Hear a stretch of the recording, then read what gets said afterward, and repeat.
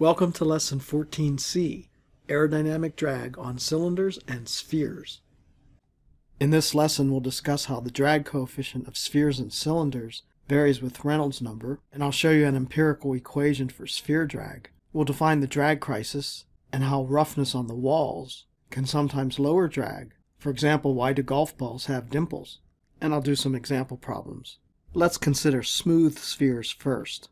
These data were first produced by Hermann Schlichting in his classic book called Boundary Layer Theory. This is a plot of CD versus Reynolds number, and it's a log-log scale. Reynolds number ranges all the way from 0.1 to 10 to the 6th, and CD ranges from under 0.1 all the way to more than 200.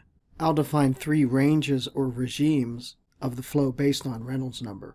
The Stokes flow regime, as we've talked about in a previous lesson, is for very small Reynolds numbers, but we get reasonable agreement with the data all the way up to Reynolds number of 1. A straight line that fits these data in Stokes flow is CD equal 24 over Reynolds number. In the Stokes flow regime, the streamlines are symmetric fore and aft. Next is the transitional regime. This holds between Reynolds numbers of about 1 and 1,000. 10 to the 3 here is 1,000. In the early part of this regime, we start to see some non-symmetry fore and aft. And by the time we get to a Reynolds number of 100, we have flow separation and some unsteadiness. Next comes the laminar regime, which ranges from 1,000 to about 3 times 10 to the 5th. In this regime, the flow is fully separated with lots of unsteadiness. The boundary layer on this sphere remains laminar. Finally, we have the turbulent regime, for Reynolds numbers greater than about 3 times 10 to the 5th. This curve eventually flattens out. Notice this sudden drop. This is called the drag crisis, which I'll talk about in more detail later in this lesson. What happens is as the boundary layer grows, it becomes turbulent. So the boundary layer separation is turbulent, which leads to a thinner wake. The flow separates farther downstream, and thus the drag drops suddenly. They call it a drag crisis. But if your goal is to have a lower drag, it's actually a good thing. Here are two pictures showing laminar boundary separation and turbulent boundary layer separation. There are many empirical equations for CD as a function of Reynolds number for a sphere. The one we'll use in this course is that of Morrison. We call it the Morrison equation, and it's valid for all Reynolds numbers below 10 to the 6th. At very low Reynolds number, this term dominates, and we have the Stokes flow equation. And as Reynolds number increases, this curve fit follows the data quite well, even through the drag crisis. I'll do a quick example. Drag coefficient on a sphere. We have a 1.55 millimeter sphere moving at a given speed. Here are the air properties. We want to calculate the Reynolds number and the drag coefficient. By the way, the Morrison equation is for smooth spheres. I'll discuss roughness later.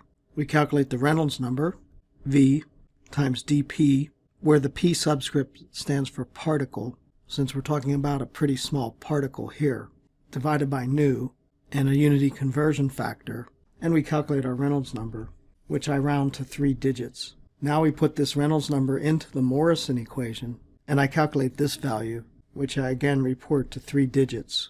I strongly encourage students to put this equation into your software.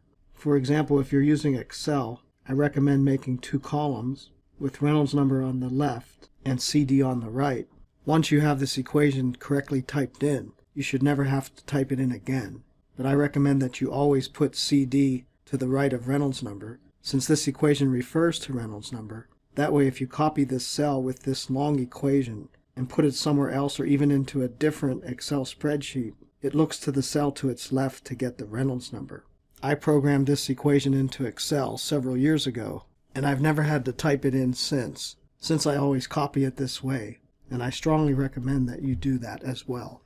Now I'll briefly discuss aerodynamic drag on smooth cylinders. The photos that we showed before are for spheres, but a very similar thing happens for a cylinder, and that kink there should be a little bit rounded. Overall, the behavior is pretty much the same, with similar behavior in the Stokes flow regime, but with a different slope.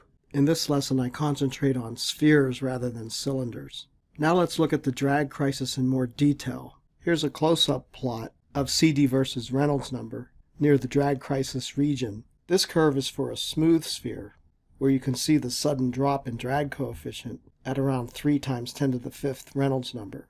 Let epsilon over d be the relative roughness, where epsilon is the average roughness along the wall, just as we had with pipe flow. So epsilon over d is 0 for the smooth case.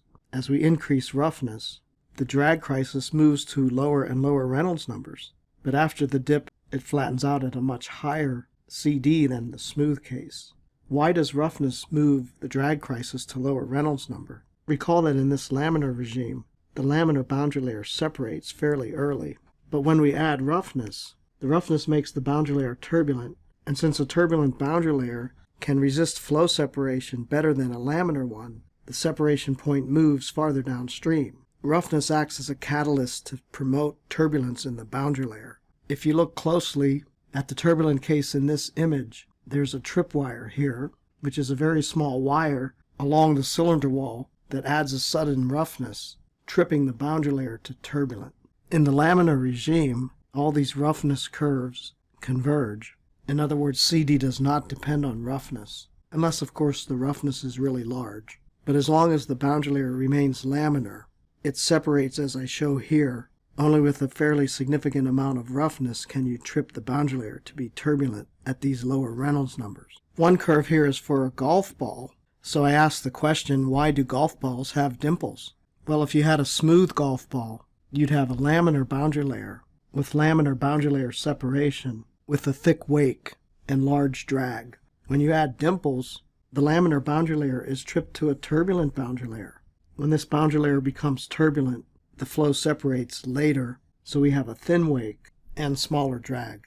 What about skin friction drag? The increased roughness does cause the skin friction drag to go up for the turbulent case. So the skin friction drag is higher for the turbulent case, but the pressure drag is much lower for the turbulent case. For the case of a golf ball, pressure drag wins in the range of Reynolds numbers where golf balls are hit. Going back to our plot, the drag crisis on a golf ball occurs around 4 times 10 to the 4 Reynolds number instead of 3 times 10 to the 5 Reynolds number. And this is the range where golf balls are typically hit. At much higher Reynolds number, the skin friction drag becomes more prominent, so at very high Reynolds numbers you're better off with a smooth sphere. I find that students are often confused by this, and they think that adding roughness always decreases the drag. But that's true only if you operate in this region where the roughness helps. If you're at very high Reynolds numbers or at very low Reynolds numbers, roughness is not going to help. In fact, at real high Reynolds numbers, it hurts.